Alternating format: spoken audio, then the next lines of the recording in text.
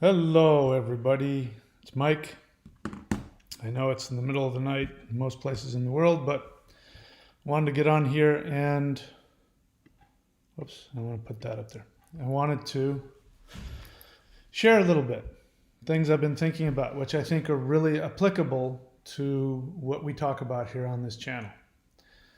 So, for those who are new to this channel is designed for people who have been in toxic, destructive relationships with anybody who is still toxic and suffers from cluster B personality disorders like borderline personality disorder or narcissistic personality disorder. This is not designed for anybody, whether you're a borderline or not.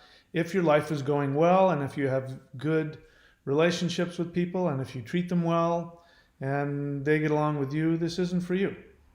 This is for people who have suffered trauma and had toxic fallout from destructive, dysfunctional relationships, primarily with people who have undiagnosed, untreated, or who are toxic people with borderline personality disorder. So, the thing to understand if you want to heal from this and you're not a borderline, I'm not a borderline. I am coming from the perspective of somebody who was in a relationship with an undiagnosed, untreated borderline. She was a quiet she is a quiet borderline. And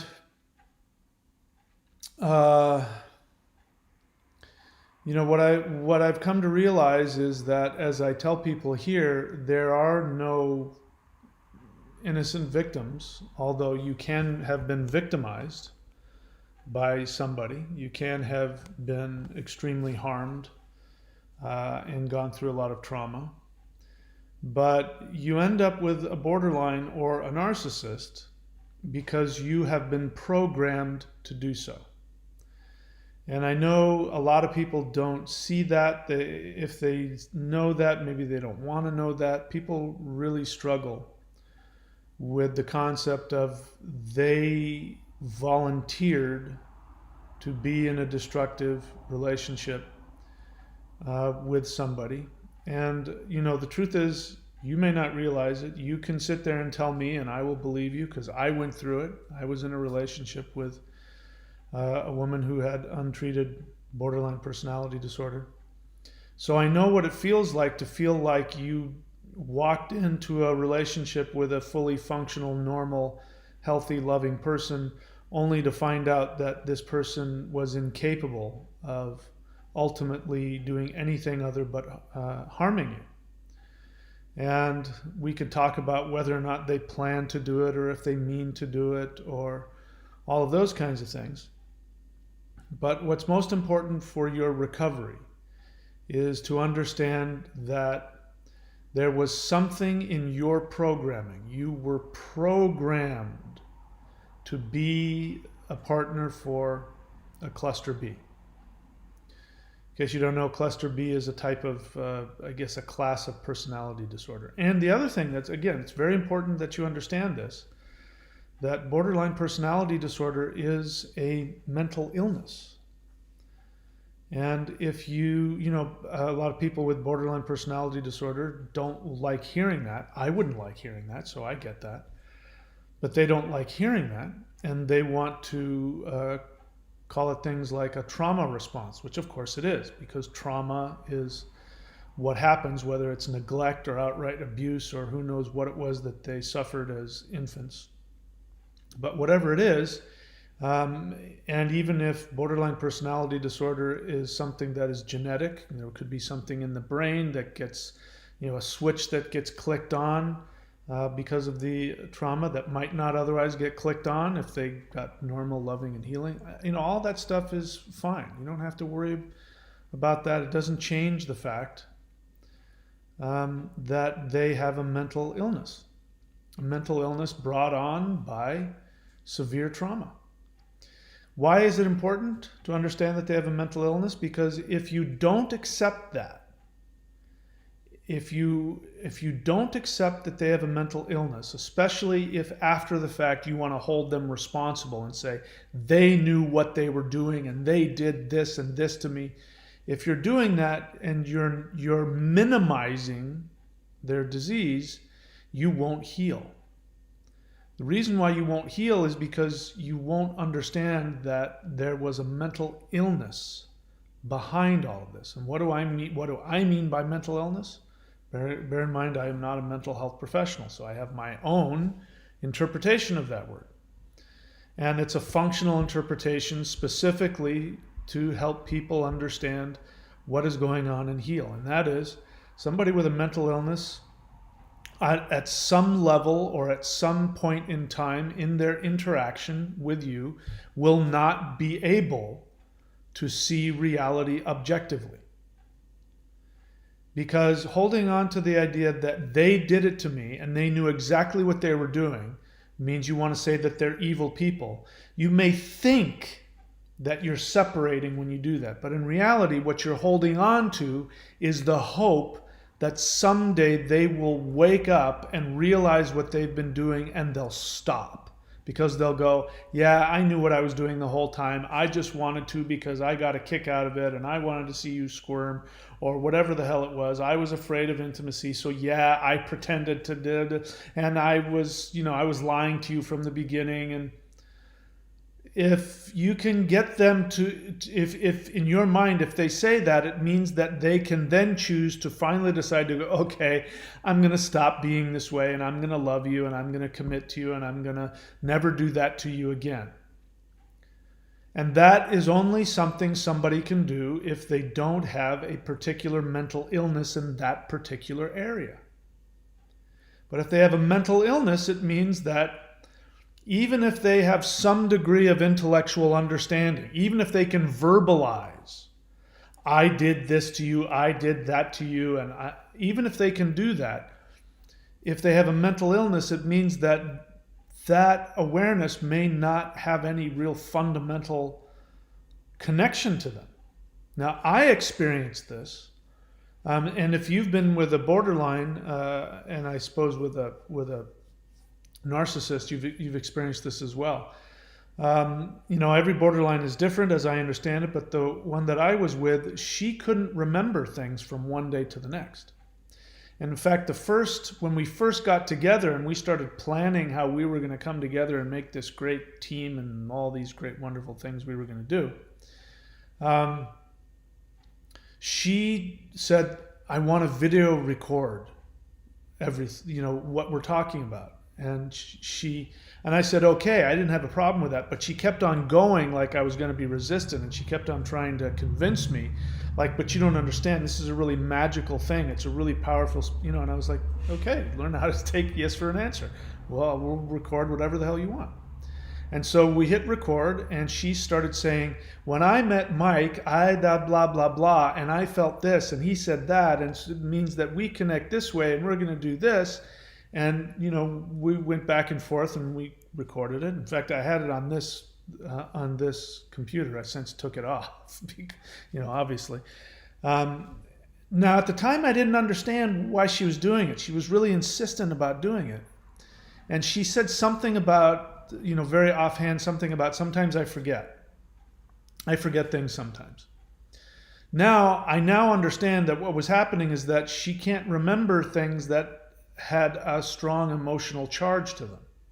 Her feelings for me, because she was in the idealization phase, her feelings for me were very strong, and she thought if she could record it, then she could wake up in the morning and watch it again to remind herself how she's supposed to feel, because she knew enough about herself to know that she'd forget, that her feelings would change. Now, she didn't tell any of that to me, which looking back on it was manipulative, because had she told me, listen, I have this problem because I can love you today and tomorrow I can hate you and I don't understand why this happens. So I want to record this so that I can wake up in the morning and hit play. So, and there was a couple of times when she started to split. I didn't know what splitting was. In case you don't know what splitting is, borderline split. They go from loving you to hating you, idealizing you to devaluing you. And you're their favorite person to you're the worst person. and they split. They go from one to the other. Sometimes within a split second they can do that. And I forgot what I was trying to say, but yeah, so she knew, she had some awareness that that happened, and she was trying to stave it off. She was trying to do something, and what I was going to say is there was a couple of times where she started to split on me, and I had said something, of course, God forbid I say something. I said something, and innocently said some word or some phrase, and she got all bent out of shape about it and said, "What do you mean? I'm blah blah blah." And I said, "Wait, I was repeating what you said yesterday. You said that about yourself." She went, "Oh yeah. Oh yeah, that's right. Okay, yeah, okay, you're right. That's right, I did." Which, if she hadn't said that, then it would have been the worst possible thing anybody had ever said. But because she was still trying to make it work, and she had remembered that she had said it, then she was able to not split in that moment. And, again, I'm looking at all this in hindsight. You're dealing with somebody who has a mental illness. And that's not a judgment. That's just a fact.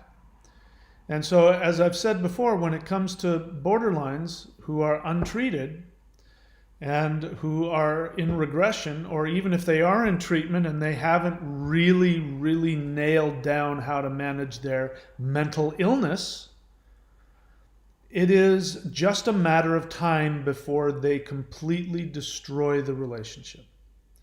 And that can happen in multiple ways. If they are a quiet borderline, like mine was, a quiet borderline is somebody who doesn't yell and scream.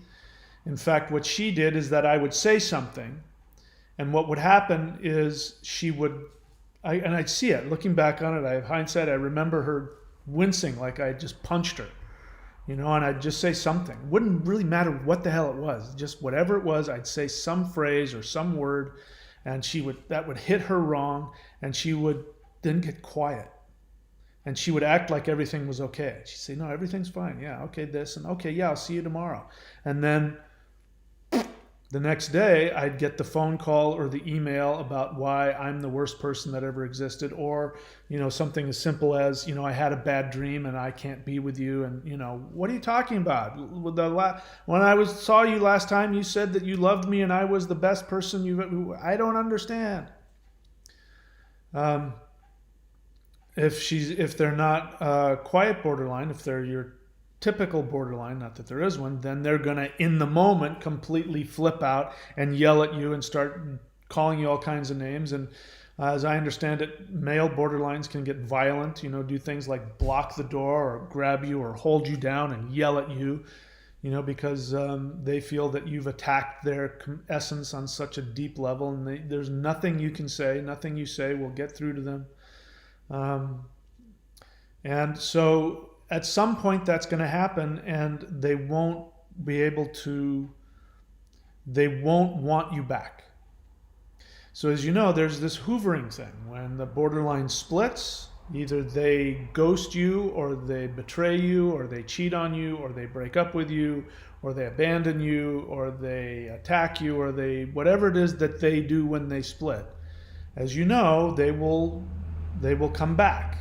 Sometimes, they have a length of time. Maybe it's a month, maybe it's a couple weeks, maybe it's a couple of days, maybe it's a year. They have a length of time that that they'll come back, and they train you. For mine, I think it was, before the final one, I think it was 2 weeks. She'd last about 2 weeks, and then she'd come back. And so you've been trained to get dumped on in some way, and then just sit and wait for 2 weeks, and then they'll come back and they will pull you back in. Against your better judgment, you will say, "Yes, okay, I'll be with you," and they'll pull you back in. But what will happen is, if you're with a real borderline, at some point, they will destroy the relationship beyond repair. Either that means that they will have split so intensely that they will not be able to heal that within themselves to allow themselves to come back and be with you, meaning they'll find somebody else and they will completely, totally wipe you out of their hard drive and you will no longer exist, or they will firmly create you to be the worst person that's ever existed, and that won't change because they'll be with somebody else. Um, but at some point, the discard will come. And I'm getting comments from people who were with their borderlines for 10, 20, 30 years. But when here's the thing, the longer you are with the borderline, the worse the final discard will be. Let me repeat that. If you're with a borderline thinking that if I just stay with them and keep showing them how much I love them, that they'll finally get it, the opposite is going to happen. The longer that you stay with them, the worse the discard will be, the final discard. For me, I was only with my borderline for, less than a year, a lot less than a year. So it wasn't nearly as long. I mean, it was completely life-changingly devastating for me. But some of you marry them.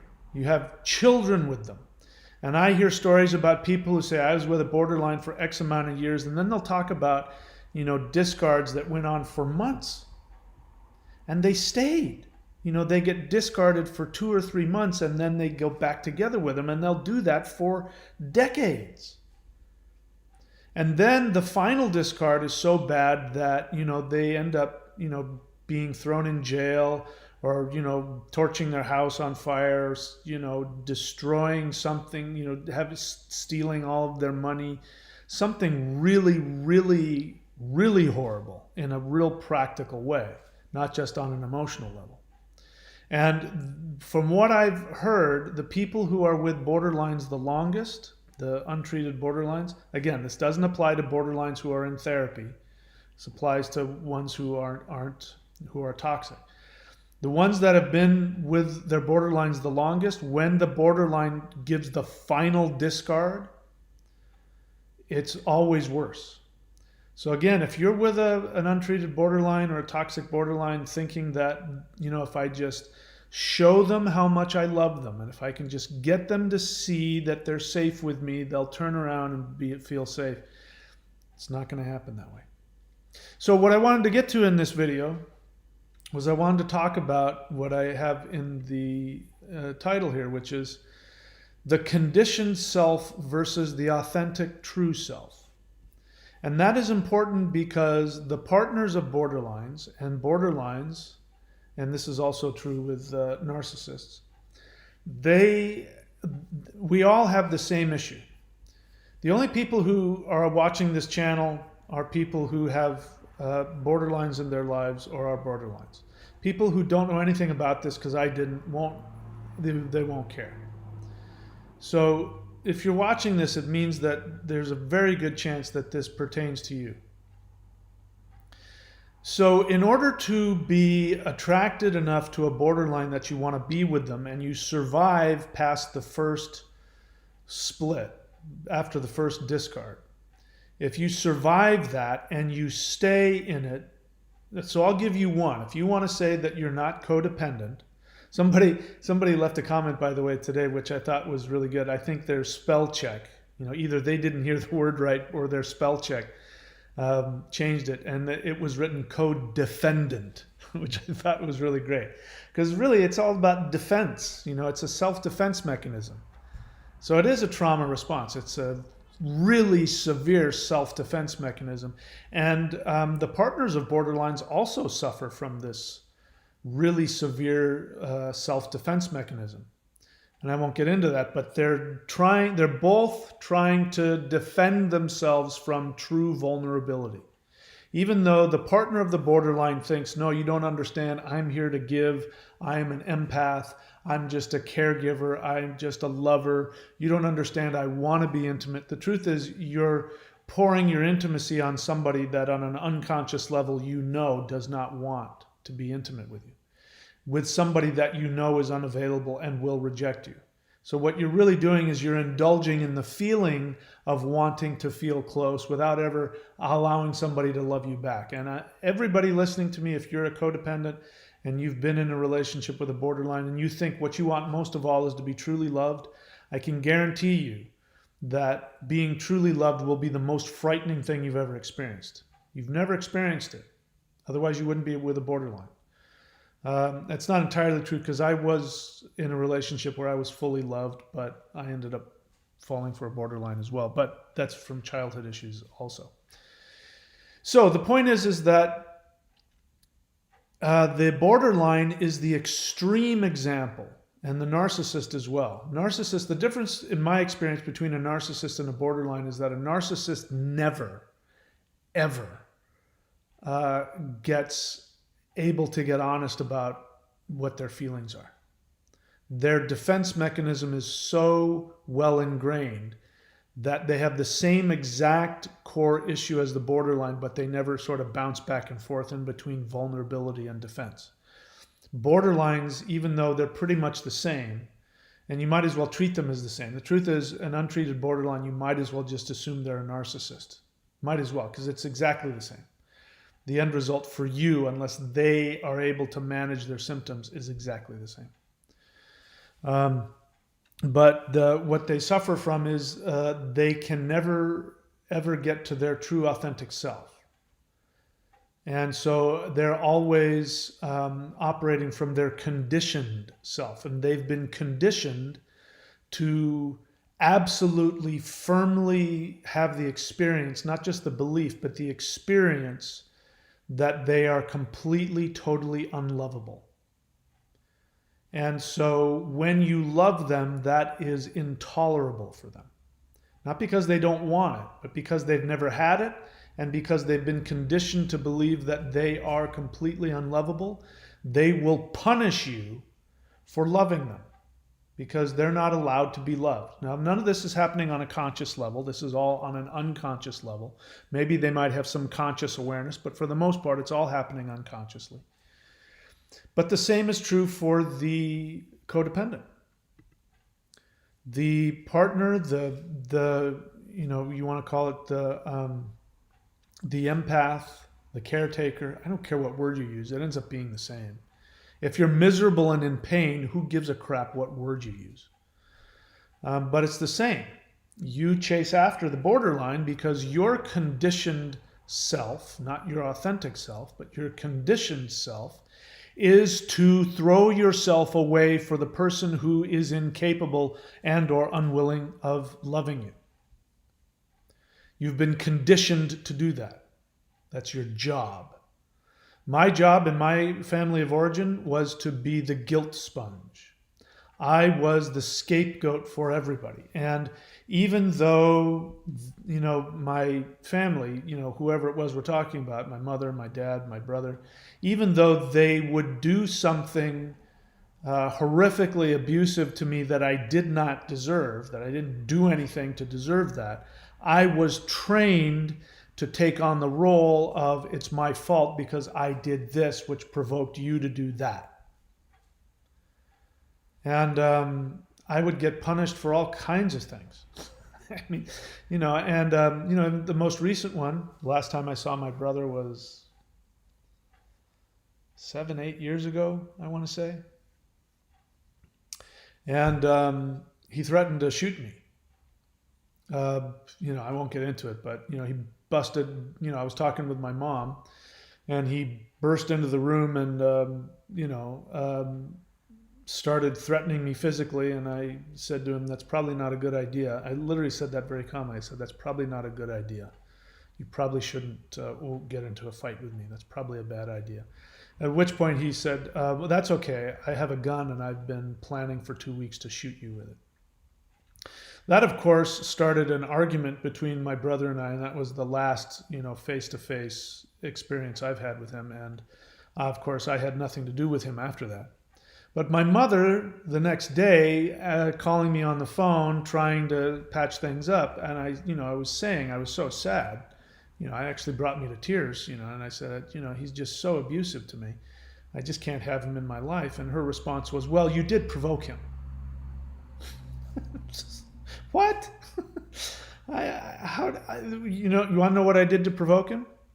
He was complaining about a physical ailment he had, and he said the only thing that gave him relief was when he rode motorcycles. And I said, yeah, because you enjoy that. You should do that more often.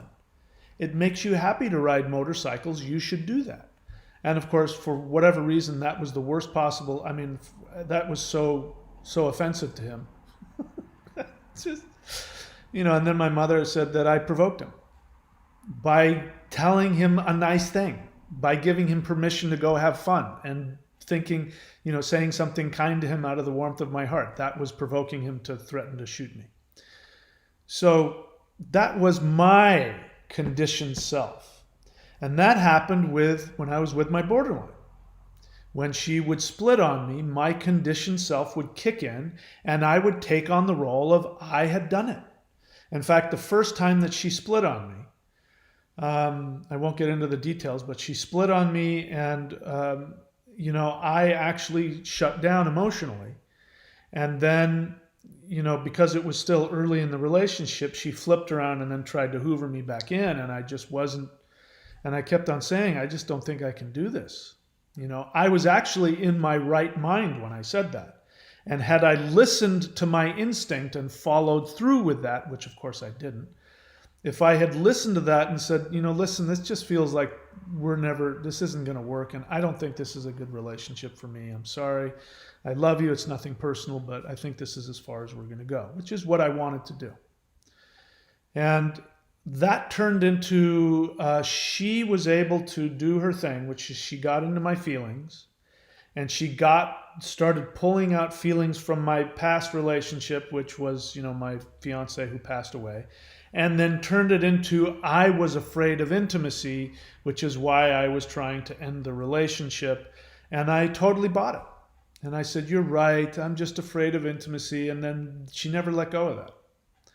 And that became, when she split on me, she would then use that as, it's my fault because I'm afraid of intimacy. Therefore, that's why she just, betrayed my trust on the deepest level possible. That was my conditioned self. You have a conditioned self. If you're with a borderline or if you've been with a borderline, you have a conditioned self. That isn't just about the relationship. This is about life. I'm really thinking about that. Right now I'm currently single and I am deciding at this moment I want to stay single. And I'm really having an interesting time watching my feelings. Because the truth is I have nothing. I have no responsibilities. I don't have any people in my life that I'm responsible for. I don't have any relationships. I don't have, I'm not even responsible for a lease of this house that I'm in. I have no responsibilities. I can just choose. If I chose to get up and move tomorrow, I could. I can just decide to do whatever the hell I want to do, whenever the hell I want to do it. But what's interesting is I'm watching myself feeling guilty, feeling responsible, feeling frightened, feeling all of these things as though there are people sitting around judging me, and I'm realizing, wow, this is just all conditioned response. Because there's no reason for me to be feeling like this. Why is this important? Because when you have a conditioned self, you have a conditioned self. If you were to take everything and everybody out of your life, and if you were in a position like me where you literally had, no commitments, personal commitments, and you had no responsibilities and you had nothing but freedom, what's going to happen is you would feel your conditioned self, and that would be very uncomfortable. And what you would do if you let that conditioned self drive you into actions is you would seek out a relationship full of some kind of drama so that you could have an excuse to have all of these conditioned responses. This is why codependents love being in relationships. And they're constantly going from borderlines to narcissists to alcoholics to, they're bouncing around all of these needy, messed up, abusive people because they need to have somebody who will actually flesh out their conditioned response that they're having towards themselves all the time. This is why borderlines vacillate between being with a codependent caretaker or with a narcissist. You'll never see a borderline with just a normal average person. Number one, because the normal average person will see them coming a mile away. And also because the borderline will not be attracted to them in the slightest. They're going to be attracted to somebody that's either going to abuse them or somebody that they can abuse. And the codependent is going to be the same. You're going to be looking for somebody who's going to push those conditioned responses in you so that you won't feel so crazy. Because for you to be in a healthy scenario without all of that drama and chaos is going to make you feel like you're going crazy. And so in order to not feel like you're going crazy, you're going to seek out some situation that's going to reflect your internal experience of yourself. This is your conditioned self. Your authentic self, and this is true, if borderline, even if somebody with the most severe borderline personality disorder, even if they could get connected to their authentic self, they could have a healthy life, a loving life. And that's really the goal here. Now, if I can put my spiritual hat on for a moment, which would look more like a turban. If I can put on my spiritual hat for a moment.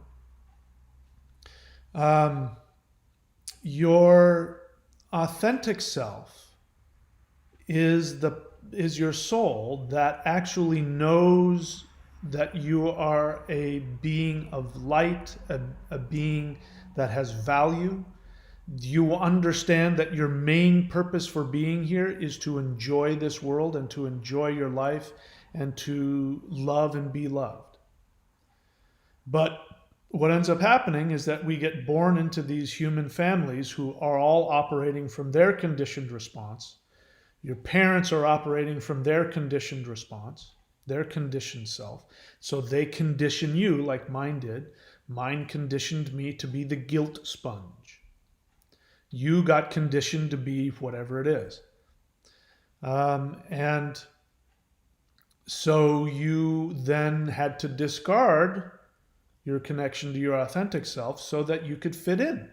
In terms of childhood, you have to do it in order to survive. If you don't do it, you won't survive. Literally, you will not be fed and clothed and taken care of. So you adopt your conditioned self in order to survive. We do it in society in order to be accepted in society, the workforce, and all that. We all do that in order to survive.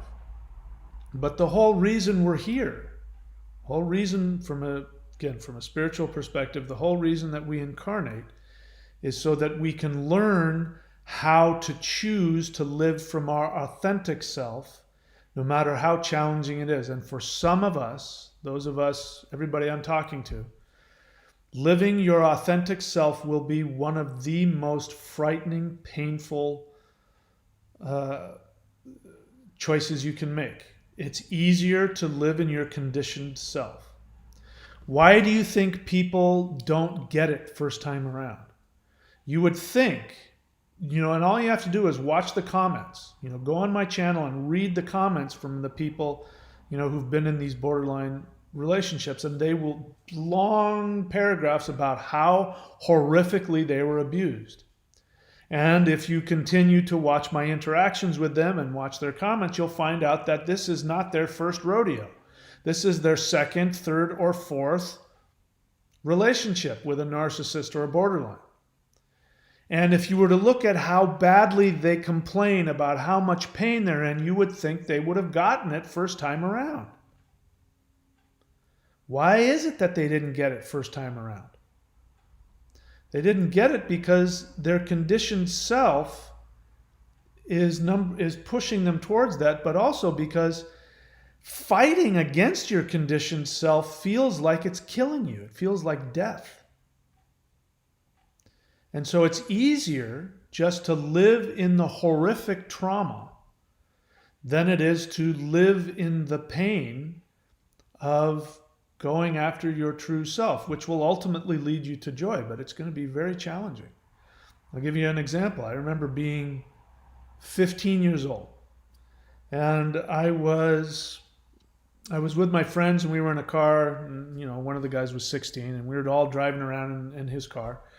And the car in front of us slows down out of nowhere, and the passenger door comes open and this woman comes tumbling out. She had been thrown out of the car while the car was still moving. It wasn't moving very fast, but it was still moving, and some guy had pushed her out of the car and then drove off.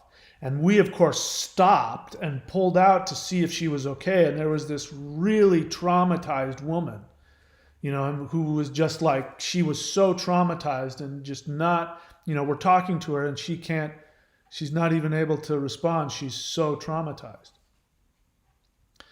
And so it's obvious she was being physically abused by somebody, clearly. And so, of course, he turned around and made a U-turn and came back. Now, I was only 15 years old, but I was furious. I can't stand seeing innocent people being harmed or, in any way. I can't stand it. And so I was standing there with, my fists clenched, but I was just a little 15-year-old kid. And he towered over me and he said, "What are you going to do, punk? You have no idea what she did to me. You got something to say?" And he was, there was nothing I could do. Of course, had it been today, it would have been a completely different response. And luckily for me and the rest of us, a bunch of other cars pulled over and about 3 or 4 adult men got in this guy's face and said, "Yeah, you want to try something? Try it with somebody your own size. Come on, tough guy." And we all, it must have been 12 of us, 6 kids and 4 or 5 adults, we're surrounding and protecting this woman from this guy who's trying to get her back in the car. Because obviously he doesn't want her going to the police. And we're saying, "I will drive you to the police right now. You don't have to get in the car with this guy. You're going to be okay. Don't ever worry about it." And we're all expecting her to wipe the tears off and wipe the dust off and get in the car with somebody and go to the police, because this was before cell phones. This was 1978 or something. We didn't have cell phones. So you had to get in the car and drive somewhere. So we were all expecting somebody was going to take this woman to the police, and they were going to, find that guy and put him in jail. And we were all, and you know what she did? She didn't say a word to any of us. This went on for about 20 minutes. She didn't say a word to any of us. She finally walked with her head down like a beaten dog and walked back in and got back in the car with that guy. And there was nothing we could do to stop it. Nothing legally that any of us could do to stop it. And I never forgot that. Never. That it was just, even at 15 years of age, it was so clear to me that she had been so conditioned and that her internal response was to be abused. She didn't know what it was like. Who knows what, obviously she was afraid of this guy. Who knows what else? We can sit here on the outside and go, of course, all you have to do is you go to the cops and then the blah, blah, blah, and you're protected and blah, blah, blah, blah, blah. And there's been other times in my life when, there have been women that I've known, not in the same scenario, who wants out of a relationship, and I'll say, "I will go with you. Trust me, I will stand between you and the guy, and you will be able to get your stuff and you will leave. If it's time for you to leave, trust me, I will make sure that you get out of there and that guy won't be able to stop you." And they don't take me up on it. And it's because of our conditioned self. Now, before I see all these people wanting to now talk about physical violence, I want you to stay on topic before you start dumping all these comments. Don't get distracted by that. I want you to talk about yourself, your conditioned self in your real life, not in the trauma. I know we all want to dive into the trauma now because I pushed the trauma button, and you all want to start talking about the trauma and who did and the violence, and I was beat up. I don't want us to go there. I want you to stay with your conditioned self when you don't have any of that drama going on. When you wake up in the morning and the first thought that comes to your mind is how lonely and unlovable you are and how you're going to be broke and poor. I want you to go back to that. When there's nothing physically going on that says that there's anything wrong with you or your life, your first response is to be in that conditioned self. In fact, I'm going to go on here and I'm going to delete. We're not going to get into that. We're not going to talk about the violence that you dealt with. Okay? We're not going to talk about that today. We're going to talk about when there is no threat. when there is no threat in your life, how you operate from your conditioned self. Now, the borderline is a great example. You've been on the other end of this. The borderline, when you, like with me, I who knows what word I said, sunset, or I looked at my watch, something like that. I looked at my watch, and that was the worst possible thing anybody could have ever done. Now, obviously, I know I was just trying to find out.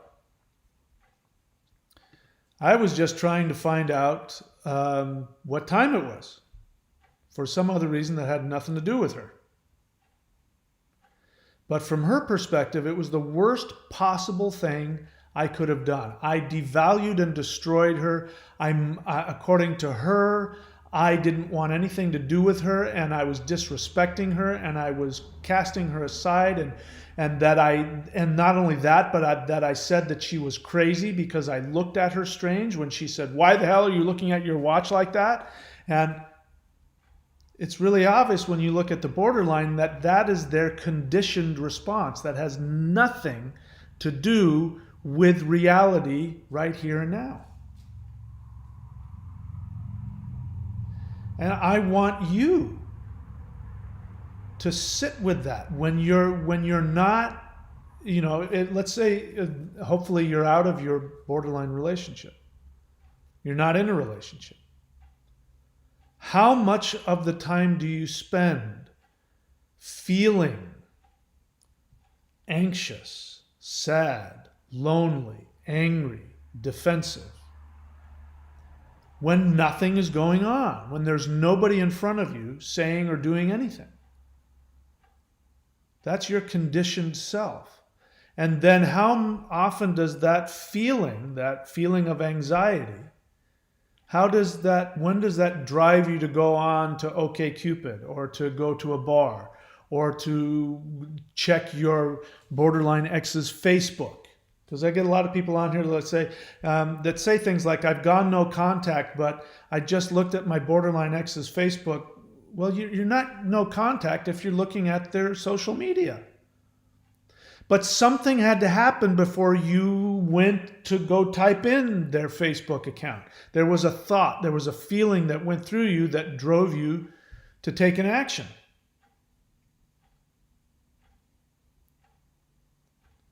That's your conditioned self. And what I'm here to tell you is that the difference between being happy and being screwed up is, are you able to operate from your authentic self, or are you going to continue to choose to be programmed to be your conditioned self? Now, it sounds very simple, and it is, but it's not easy. This is why my three-pronged approach. You have to go to therapy. That's what therapy is about. Therapy is about helping you to become conscious of your conditioned self. My experience is that therapy by itself, when it comes to codependence, isn't enough.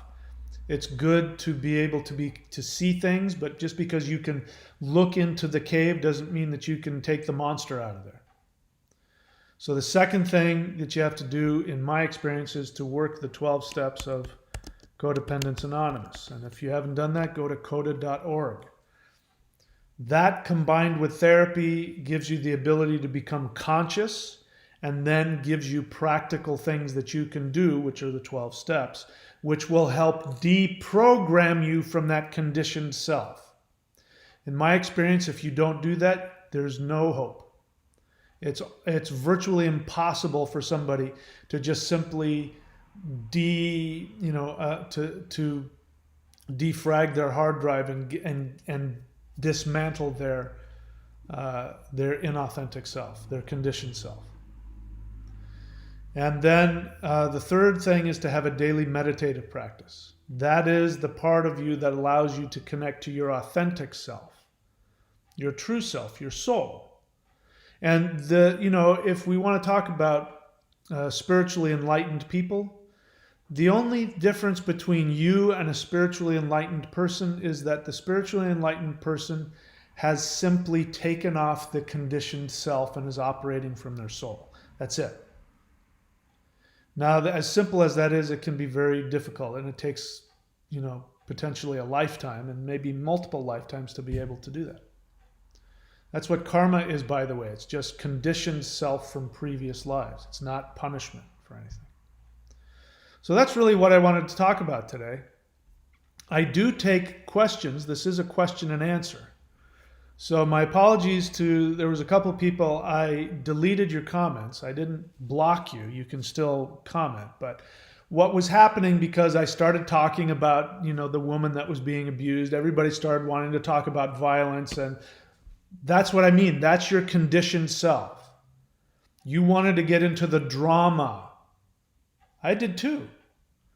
You want to get into the drama of it because you relate. When I talk about the helpless woman that's getting pushed out of a moving car, who gets back in the car with their abuser, we relate to that because we feel like victims. If we didn't, we wouldn't be here.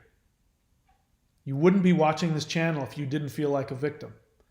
Because if you weren't a victim, you would have gone through your relationship with your borderline and you would have gone, wow, that was... Anyway, next, let's move on. I feel good. I'm so glad I'm out of that. Life is great. But that's not what happens. You get out of the relationship with your borderline, and what happens? For years, you talk about what they did. You can't seem to get past the anger. You can't even get in touch with your feelings. You get involved with the borderline as quickly as possible so you can get back into the craziness. Right? So, I don't see any, let me see, are there any questions here? I don't see any questions here. I'll take a look at what some people are saying and see if I have any. Hecate Astarte gives me a compliment. Thank you. I'm glad that my channel is helping you. Matthias also says it's been helping him. He's had 1 week of no contact. Whenever I feel like checking on her, I watch her videos to remember how much she hurt me. Good. Congratulations. That's good. I recommend Coda. Go to Coda, start doing that. And it's free, and you can go to Zoom meetings. You can do it right now. I'm certain there's probably a Coda meeting somewhere in the world. And you can go and have people to talk to and have a group. But I'm glad that my channel is here. That's exactly what I want it to be. I want it to be able so you can watch it and be reminded. But I also can tell you here on the join button here, click the join button. I go through the process of what I went through to heal. I'm completely healed of that borderline relationship. Completely healed. I don't have any anger. I don't have any sadness. I don't have any resentment. I don't think about her. Now I truly, whenever I think of her, what pops into my mind, I only have one picture of her, and it's not something I'm trying to remember. It's the only thing that's left because I've actually done the healing. I see her, the one time I truly saw her for who she truly was, at her core self, was this really frightened woman who just did not have any idea what was going on in life. And I remember the look on her face. She just had no clue what the hell was going on. That's how I remember her, because I've been able to work through all of the false facades that I was in love with. If you're in love with a borderline, even if she's gone, what you're in love with is not her. It's one of the facades that he or she wore, which you projected your own issues onto. You weren't really in love with them. You want to know why? Because there isn't a real them to love. Sounds really horrible, and I hope borderlines don't get hurt when I say that. But the thing that makes borderline personality disorder such a horrific thing, not only to have, but to interact with, is that they were traumatized before they were able to create an identity. So they don't have one. And you can't love somebody who isn't home. And they're not home. They do have an authentic self. They do have a soul. And if they can get into therapy, and in my experience, what I've seen by interacting, if they can spend like 10 years minimum in really intense therapy, really looking at their conditioned response and learning ways that only work for borderlines. I don't know what works for them. I know what works for me. I don't know what works for them. But when they can do those things that have been proven, and they can do that for 10 years, then they'll be able to have a relationship. They'll still never be able to connect. They'll never be able to have the connection that we want them to have with us. They'll never be able to attach the way we want them to. They'll never be able to see us as equals. They will always, that's their mental illness. They're broken. They'll never be able to see human beings as anything other than parents. And they'll never stop splitting. The best they'll be able to do is know how to manage their splits so that they can tolerate that tremendous discomfort long enough to then do the self-management so that they don't destroy the relationship or harm the other person. But that's the best you're going to get out of a borderline. If you're watching this channel, that's not what you're looking for. If you're watching this channel, it's you are with a borderline because you were wanting to have the most intense loving experience, bonding experience ever, because that's what they promise you in the beginning, and that's what they want. But when they're idealizing you, which is an infant loving mommy and daddy, they're through their adult brain, they're pouring on this infantile need, which you relate to on the one hand, and also mistake for unconditional love, but it's not. And so if you really knew what the borderline had to offer, you wouldn't want it. Because it would take somebody who was not codependent. I'm going to say this. The people who can love a borderline who has been in treatment and who knows how to manage their symptoms, the person who will end up with those borderlines are not codependent people. These are people who are completely able to individuate and are able to tolerate somebody knowing that that person is going to go through, days where they hate your guts and they don't want you to be anywhere near them. And they'll be able to be okay with that and leave the house for a day or whatever it is. And that is somebody who is really comfortable in themselves and really truly knows how to love unconditionally. And you think you know how to love unconditionally, but I guarantee you, you don't. You think you do, but you don't. And what you think unconditional love is actually your projection and your transference from your parents, and you're trying to give to the borderline what you never got for yourself. And you're trying to avoid the pain. Anyway, I don't know how I got off on that tangent, but anyway. So I was responding to something somebody said. So congratulations, Matthias, on your 1 week of no contact. And keep watching my channel if that helps. He says, it's hard because I keep remembering the honeymoon times, but she showed me her true face, and every time I wanted to leave, she held me hostage by doing self-harm. So the truth is, Matthias, she never showed you her true face. That other face is not her true face either. She had two masks that she wore. Now, she might have honestly wanted to do her self-harm, or she might have been an empty threat, or a combination of the two. It doesn't really matter. It's not your responsibility to prevent her from harming herself. That's her choice. And you're not powerful enough to actually condition her to harm herself. It is a tremendous manipulation, even if they're successful. Even if somebody successfully commits suicide, it's still manipulation. I'm thinking of one woman. No, it wasn't a woman. It was somebody. It was a famous person. I forget who it was, who committed suicide, and they left a note for their daughter because they knew their daughter would find the body. And this person said, "Tell your dad it's his fault." That was her final note. So even if they succeed, it's still manipulation. So manipulation is not her true self. Now, it makes you feel better to say that's her true face and you have something negative to say, but the truth is you've never seen her true face. And she's never showed it to you because she's probably never really seen it herself. But the honeymoon periods were never really honeymoon periods either.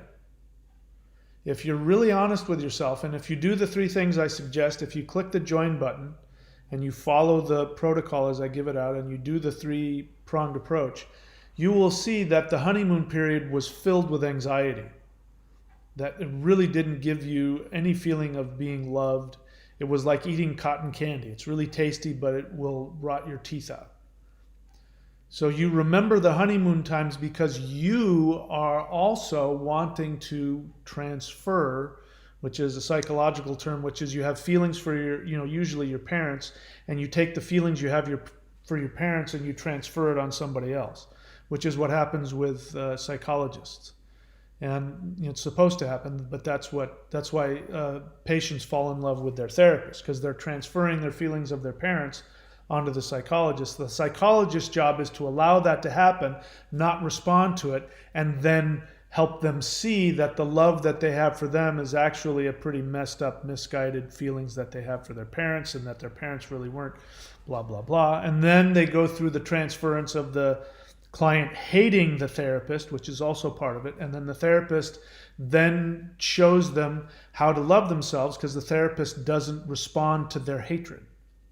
When the client starts to hate the therapist says, I completely understand, and doesn't respond. And then the person begins to individuate. They learn how to have their own feelings, their own negative feelings, and it's okay. And they're not going to be rejected because they have negative feelings. And then they learn to be able to be around other people who don't love them in that moment. And they learn to be with themselves when they don't love people. This is why borderlines can't be with you, because they can't tolerate not loving you. They can't tolerate the feeling. And so they get rid of you because of the feeling they have. And they think if they get rid of you, that then they'll no longer feel the pain. And the same is true for when they're lonely and they can't stand being alone. They think that you being there is going to help them feel loved. And neither of it works. Being with somebody when you feel desperate doesn't make you feel loved. And when you feel hatred, being alone doesn't get rid of the hatred, because it's all your own feelings about yourself. Okay, let's see what else. There was a bunch of other things. There's no doubt in my mind that the ones that I deleted, Dark Purple Shadow and Life's Gray, I would have had a lot to say about what you had written. But I got rid of it because, as I said, I didn't want to indulge in the violence part and the victimization. I didn't want you to indulge in that. I wanted us to stay on topic. Matthias says, at nights I feel that when I don't have friends and family nearby. So that's a really good example. So there's nobody around. So logically speaking, since nobody's around, there's no reason for you to have these responsive feelings. Feelings of I'm no good, nobody loves me. I have it all the time. In fact, I was just having those feelings before I came and did this video, and I had been sitting there contemplating and meditating, going, what do I have in my life? Why am I feeling this? Because there's nobody in my life that's thinking these things or wanting these things. There's nobody in my life that I'm responsible to. All of these feelings are completely coming from within me, and it's because I'm conditioned to feel them. So if you're all by yourself at night, you should be relaxed and at peace. I'm by myself and this is a great time to relax and I can just be with myself. But what happens? You have feelings of whatever you are. I'm assuming they're the feelings of I'm no good, nobody loves me, and I'm a piece of crap and all that. That's because those are your conditioned feelings. So what you want to do is go and get people to be around you so that you can have an excuse to feel that way. You think you're doing it because you want to have somebody make you feel better. But what's really going on along with that feeling is you want somebody who will reflect those negative things so you won't feel so crazy. There's a reason why you feel that, because that person, my wife, my girlfriend, she's always on my case about this, that, and the other thing. And it's so hard. And I wish I just had some time to myself. And then you get time to yourself, and what happens? You just have all those feelings anyway. And you wish there was somebody around so you didn't have to be alone. Right? Maybe that's not the case for you, Matthias, but I'm generalizing. Matthias says, I'm going to PTSD therapist soon. Good for you. Anyway, yeah, just get into something. I mean, it is PTSD. Being with a borderline, you will have PTSD afterwards. You will not only PTSD, you will have complex PTSD. It's the word. Listen, I've been through a lot in my life. I mean, I've overcome all kinds of stuff. I've been in therapy all my adult life. I've been in 12-step groups almost 40 years. I've overcome all kinds of horrific, horrible things, and nothing was as traumatic for me as those few months with the borderline. Nothing. I never felt that, never to that degree. Obviously, it was within me, and she just brought out it in the most intense way. But that was definitely complex post-traumatic stress disorder. No two ways about it. Matthias, how do I know if I'm codependent? Well, I've got a definition for that, which a lot of people don't like. But first off, codependent. Let's get rid of the word dependent out of it, because people respond to that because they don't like the idea of feeling that they're dependent on somebody else, and that's not what codependent means. But codependency is a relationship dynamic. So anybody who's in a relationship where one person takes on more responsibility in the relationship than the other, because the other has some traumatic issue, whether they're an alcoholic or a drug addict, or they've got some real issue that prevents them from being fully able to, take on half of the responsibility of the relationship. If somebody's taking on more of the relationship than the other, the relationship by definition is a codependent relationship. So if you have been in a relationship with a borderline and you've gone past one of the devaluation phases, you are by definition a codependent, because you're in a codependent relationship. So how do you know? You dated a borderline. That qualifies you. There's no, people ask this question, like, how do I know I'm codependent? Like, how do I know if I have cancer, or do I have AIDS, or do I have COVID? Like it's something they're not sure about, and do I have this bad thing? No, it means that you were in a relationship where you took on a certain amount of relationship that was more than half of your responsibility. You ended up taking the slack for somebody else. That can be bad, or it can be just kind of okay. In the case of a borderline, they are really traumatized, and they're really dysfunctional, and they can't regulate their emotions. They can't communicate cooperatively in a relationship, and they do damage. And you're taking all this damage and you're limping along in a relationship. That makes you a codependent. I know that describes you. So you don't have to question it anymore. Were you with somebody where you took on more than half of the responsibility in the relationship? Makes you a codependent. A good example is if you're a parent to a child. The child-parent relationship is a healthy codependent kind of a relationship, because the child can't take care of themselves, and you have to feed them and clothe them and protect them. Now, when you're doing that same thing with an adult, that's a destructive codependent relationship. And if you're with a borderline, that's what's happened. You have taken on the role of being the parent, and you're trying to have a love relationship with them at the same time. Imagine trying to have a love romantic relationship with a 4-year-old. They're incapable of doing it. Imagine telling your 4-year-old, okay, so listen, in this relationship, we're both going to start doing this, and I want you to communicate this way, and so from now on, I need you to take care of my feelings too, and I have needs, and I need you to love me. And the 4-year-old says, yes, I'll do that for you. And then the next day, they've completely forgotten whatever the hell you said the day before, and you get all angry with them. I guess that describes a lot of dysfunctional relationships that parents have with their kids, which we all came from. But you can look at that and go, that would be insane. You can't expect a 4-year-old to have an adult level, responsibility. They're not capable of taking on your feelings and caring for you. They can't do it. They're 4 years old. Well, you're doing that with a borderline, except the borderline isn't 4 years old. They're an infant. They're anywhere from 2 years old or less, because that's what, that's when the damage occurs. And they're emotionally arrested, psychologically arrested at that stage.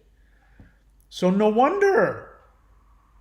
No wonder they told you one day that they love you and the next day they completely, totally destroyed you like you didn't exist. They have the capacity of an infant. You think that they're a human being and you're expecting them to take on all of the responsibility of all the love you've never gotten in your life, and you want them to be able to give that to you. And you're putting that responsibility on an infantile emotional state. And then you have the insanity after that infant then doesn't follow through and does the exact opposite and has a temper tantrum on you. You have the insanity to take it personally and get hurt and go, oh my God, I can't believe they did that to me. They're so evil and they're so manipulative, which of course they can be manipulative, but children are manipulative. The difference is you see an adult standing in front of you and you project onto them what you want them to be. You never see them for who they really are. That's why I said to you, Matthias, you never saw her true face. Because if you saw her true face, truly, you wouldn't have any pain over it. You would have gone, oh my God, I was so blind. This was a child. I feel so bad for her. The healthy response, which I'm not saying anybody needs to have, but the healthy response to when a borderline splits on you is to see them for who they truly are and to have compassion and go, how horrible. Here is an adult who has the emotional capacity of an infant. And I just I just tried to have a romantic relationship with them. Of course they flipped out. And so if you're smart and you were truly coming from a place of love, you would not ever expect that of them. You would not expect them to love you, and you would not have a romantic relationship with them. You would tell them you need help, you need therapy. What else? So how do you know if you're codependent? If you're watching my channel, you're codependent. After this relationship, I felt like I lost myself. I used to be confident, but now I'm unsure and confused about everything. I kind of feel like her. No, this is, if you watch my channel, I talk about that non-borderlines become infected with borderline personality disorder. You never become a borderline, but you become infected with it. And that's their unconscious agenda. They don't mean to do it, but unconsciously they want to offload their insanity onto you, so that you will feel, and it works. So she did her job. You ended up feeling exactly like her. But the problem is it's like a bacterial infection. It gets in there and it keeps you infected and sick. And if you don't get antibiotics, the infection very likely won't go away on its own. So that's why it's so important for people who have survived being in a relationship with a borderline. They need to be in therapy and they need to be in CODA. Dark purple shadow. I feel like I need a woman. You said women plural. Is that? Did you mean to say women plural? A woman. WOMAN. One woman. I feel like I need a woman. I feel incomplete. That's one word. Sorry, I have a thing about grammar. And unloved. All right, so you feel like you need a woman. You feel incomplete and unloved. Yeah, so dark purple shadow, like everybody else, if you want what I have, you got to do what I do. And if you want to know what I do, click the join button. If you don't want to click the join button, there are 3 things you can do. Number 1 is you got to go into therapy with somebody who knows how to deal with codependency. 2, you have to go to coda.org. I put it down here, coda.org. Go there right now, join a meeting, and say, I'm new, I need a sponsor, and work the 12 steps. And then 3, meditate on a daily basis. Your need to feel loved and your need to have women comes from some deep stuff from childhood, and you gotta address it. It won't go away on its own. And the good news is that you can be completely healed. You can be loved, you can find love, and you can love yourself, and you can be okay being alone, but you're going to have to do the work. That means you're going to have to go do all the stuff that I've done. And that's what this join button is about, so that I take people exactly through the process. I give you meditations to do and things to help you have that. And so that's what it's there for. Evo question. I started dating again after 8 months being separated from a borderliner. Congratulations. I noticed that I am hypervigilant looking for red flags. How was this for you? Well, I didn't have that exact experience. I see things a lot differently now. I'm currently not dating anybody. I've been casually dating for months, but they've been casual, and I've been open to the idea, but I've been pretty conscious about I just want to date casually. And I did go out on a couple of dates with a borderline. Now, what happened was on the first date, first off, I knew I was going casual, so I wasn't trying to make anything happen. I was only looking for something casual. But what started happening is what normally happens, was there was this strong attraction, and there was this strong emotional connection, and started talking on a deep level. And she started saying things like, I feel like you're the only one who really sees me. And she started talking like that. Now, that in and of itself, you can have that feeling. There are normal, healthy people who can have that feeling, but that is a red flag. And I looked at that and I said, that's interesting. And I found out on the second or third date that her mother was borderline. And I went, her mother's borderline. So let's put that in I didn't make a determination one way or another. But then on the final date, which was the third date, and things had gotten, intimate and physical and all that, I could tell she was a quiet borderline. She split on me. And so even though I wasn't hyper vigilant, but even the first time that I saw her, I remember having this feeling of, that same feeling of, I can't seem to get comfortable. I was starting to feel the anxiety, and I was starting to feel like, there was just this general anxiety, and that there was something that I wasn't doing. And as I realized that there was, certain things, if I looked at her a certain way, it made her uncomfortable, but she seemed to be really self-aware, so I didn't pay too much attention to it. But the bottom line is that I was able to go, that's a borderline. And I didn't go through any of the trauma. I was able to go completely no contact and without any drama or any weirdness. And it was easy for me to go, that one's not going to work. I think I'm going to go no contact. I'm not hyper vigilant. So hearing that is understandable, but it makes me think that you probably need to do some more healing. Because when you're maybe you'll be okay if you're in therapy. You haven't said if you're in therapy or not, but I would recommend that you should not be, you've been out of the borderline relationship for 8 months.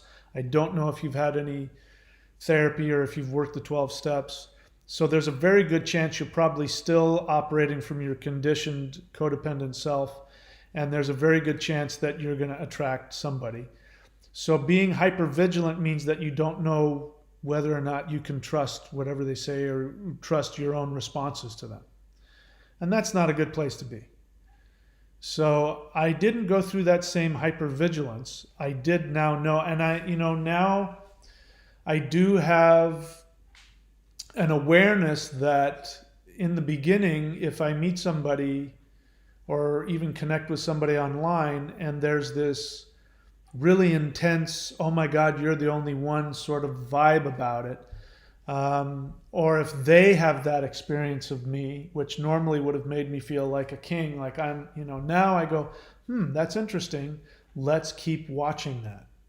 And I don't have an attachment to it. I'm not afraid of it, but I'm also totally not attached to be able to go, she really isn't seeing me on an equal level, and this might not be the greatest idea, so I'm just going to stay friends with her for now. And I'm able to do that. I don't recommend people try to do that if they haven't done the things I talk about on the join button.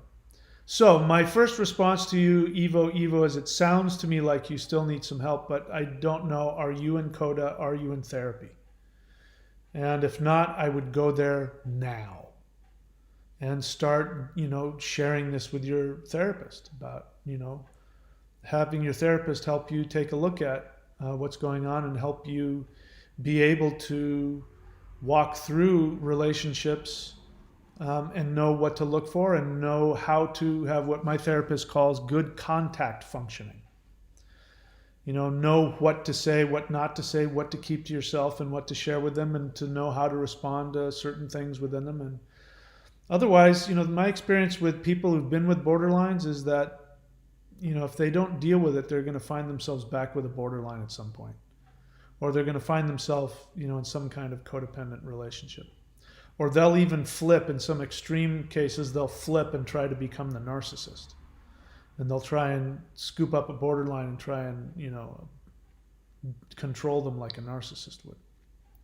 So you haven't responded to any of my questions yet, so I don't know if you're in therapy or not. But I would need to know that to really be able to help you pass that. I don't see any other questions here. All right, so did I tell you guys to click the join button? Go do that. That's also, by the way, a good way to support the channel. If you want to see me on here more often, I'd like to come on here more often, but I have my other channel, which is my business, and I have to pay the bills.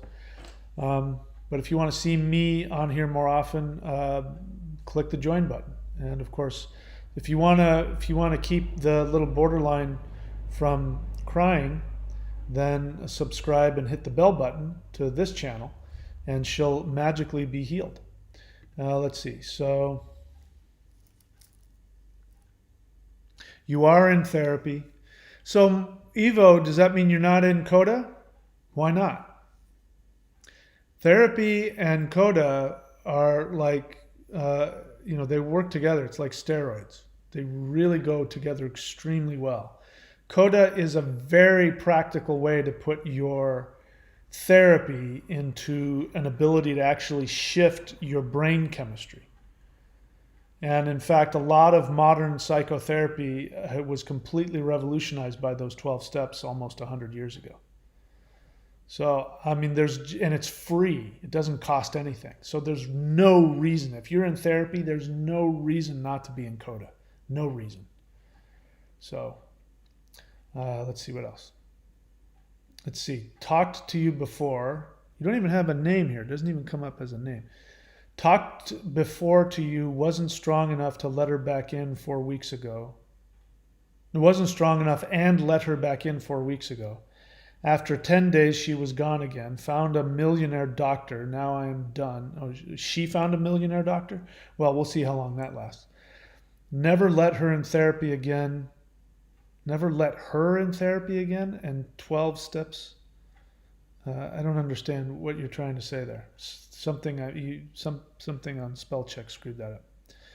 Matthias, yeah, I've had a BPD ex before as well and stopped looking for anyone for years and just had casual sexual relationships until I found the next BPD. So that's interesting because that is a common that's a common strategy. And codependents think that they're taking care of themselves because they either completely avoid relationships and think, yeah, I'm not going to be in relationships and I haven't been in a relationship in 10 years, so I'm good. No, all you did was you just put it on pause. So imagine you get infected with some kind of bacteria, and you're able to put it on pause. But what ends up happening is you get back into the relationship, and then it clicks unpause. So you end up back with a borderline. That's what I'm trying to say here. You got to do the work. I only know what I did and what worked for me. And that's the three things: therapy, Coda, and meditation. And you got to do that like your life depends on it. Because you have to treat codependence like an infection. So we could call mental illness like a disease. They're born with it. They can't help it. They have their own way that they got to deal with it. I don't know what that is. They know better than I do. But being infected is different. So it's like becoming a zombie. People aren't zombies until they get bit. And then they get bit, and then they become a zombie. Well, imagine becoming a zombie, but there's a cure. The original zombie will never get cured, let's say. In this movie, the original zombie is from an alien planet, so they'll never be cured. But you got bit by the zombie and now you've been infected, so you act exactly like a zombie until you get the cure. Those three things are the cure. And if you don't do them, in my experience, the infection just continues. And yeah, you can put it on pause for a year or 5 years or 10 years. But when you start dating again, it's going to be as though it never stopped. And it'll get worse. It's only going to get worse. That's my experience anyway. Yeah, so Matthias, those three things. This is interesting, so I want to challenge you on this. You say, as soon as I started getting much better, she appeared. It's not possible. If you were getting better, you wouldn't have been attracted to her. And you, according to you, you say, and you thought she was the one. You understand that that's a delusion, that you're like insane. The zombie shows up and you think she's healthy. That's your insanity. So you weren't better. You were deluded. You know, codependence is a delusion. You were deluded. So I'm challenging you on that. You weren't better. What ended up happening was that your unconscious issues, which means you're not aware of it, you had gotten to the place where you needed that drama in your life in order to make you feel sane again. You're deluding yourself by thinking you're feeling okay and I'm feeling better, but you're not. You're being driven by your unconscious. Because if you were feeling better, you wouldn't have gotten the relationship. Yeah, and you say you understand. I know you do. Anyway, those are the three things, again, everybody. I have no sympathy for any of you watching if you don't do them. If you keep coming back on my channel, which you're welcome to do, and you keep complaining, which you're welcome to do, and you, for whatever reason, refuse to do one or all three of those things, I will have no sympathy for you. Because, you know, if you want to talk about how painful it is to be where you are and you're not willing to take the cure, first of all, I understand it because it's a lot harder to do the work than it is to just stay in your infection. It's a lot easier to just stay infected. Just don't do anything. But to actually do the work to heal yourself can be really challenging and it will be painful. But there's two kinds of pain. There's the bad pain and there's the good pain. The bad pain is what happens that keeps you going back for more with the dysfunctional or toxic person. And then there's the good pain, which is doing the work that forces you to look at all of the garbage inside of you, your conditioned self, and getting rid of the conditioned self. There's going to be some pain involved. It's going to be challenging. There's going to be some sadness, and there's going to be some perhaps feelings that you've never felt your whole life that have been with you, that have been unresolved. But if you've gotten this far and you're still watching this channel, then you have the strength to do it. If I did it, anybody can do it. All right, I'm getting ready to get off here. I'll look at Matthias's last comment here. I was going to a PTSD therapist right before I met her, and I was feeling much better. I saw the red flags, but I'm a sucker. No, you're not. A sucker means that you're stupid. You're not stupid. You saw the red flags, but you couldn't stop yourself, right? I'm a sucker. I feel pity. Don't listen. Now you're trying to, we all do it. That was your experience. You felt pity, but you know, you can feel pity for, like if you go, you walk past a dog with with rabies, you can feel pity for the dog and not stick your hand in its mouth. What you said was that you had pity for the borderline and stuck your hand in her mouth and probably something else. And that's not pity. That's delusion, and that is suicide. I know that that's what you think, but I'm telling you what was really happening is that you needed the drama. You're addicted to it. because you've been conditioned to be whatever it is. I'm the guilt sponge, you're the caretaker, you're the whatever it is. You've been conditioned to be abused by somebody, and you don't know how to feel comfortable with yourself when somebody's not abusing you. So you were in therapy, in PTSD therapy, which is not, codependent therapy, and you started to feel better, which gave you the delusion that you were okay. And then you had an excuse on an unconscious level to go put yourself back in, because it is possible you were getting better. But one of the things that happens when you start to get better is we try to avoid that, and we delude ourselves and get ourselves into trouble to avoid the pain of actually getting better. So you might be right. You might have started to get healthier, but that road of health means you got to face all of your unresolved garbage, and that's going to get stimulated, and you're going to go. So anyway, that's why it's important to get the right kind of therapy. Nothing wrong with PTSD therapy, but you also need therapy. Get a therapist who knows how to deal with codependence. Yeah. Okay. Anyway, so I'm starting to beat a dead horse here, so I won't repeat myself. Anyway, that's it for me. I'm hungry. I gotta go.